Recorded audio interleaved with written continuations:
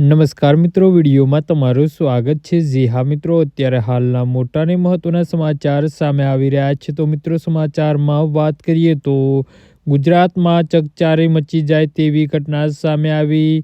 રાજપીપળા શહેર નજીક આવેલા ધર્મેશ્વર મહાદેવ મંદિરમાં જૂના મકાનમાંથી મોટી માત્રામાં જાનવરના નખ અને ચામડા મળી આવતા સમગ્ર વિસ્તારમાં ચકચાર મચી ગઈ છે। તો રાજપીપળા શહેર નજીક આવેલા ધર્મેશ્વર મહાદેવ મંદિરના જૂના મકાનમાંથી મોટી માત્રામાં જાનવરના નખ અને ચામડા મળી આવતા સમગ્ર વિસ્તારમાં ચકચાર મચી ગઈ છે। ગુજરાત રાજ્યમાં પ્રથમવાર 40થી વધુ વાઘોના ચામડા અને નખ મળ્યાના આ પ્રથમ કિસ્સા હોવાનું સામે આવ્યું છે।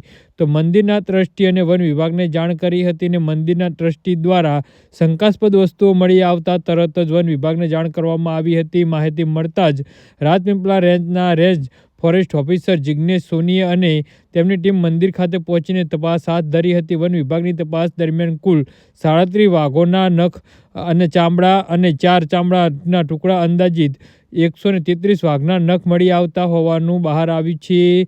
મહારાજના રૂમમાંથી મળી આવી વસ્તુ, આ તમામ વસ્તુઓ મંદિરના તે રૂમમાંથી મળી આવી હતી જ્યાં મંદિરના મહારાજ રહેતા હતા। વન વિભાગને આ મામલો ગંભીર અને શંકાસ્પદ લાગતા મળેલા નખ અને ચામડાને FSL ફોરેન્સિક સાયન્સ લેબોરેટરીમાં તપાસ માટે મોકલી આપવામાં આવ્યા છે। સાથે જ વન અધિનિયમ હેઠળ તસ્કરીનો ગુનો નોંધીને વધુ તપાસ કરવામાં આવી રહી છે।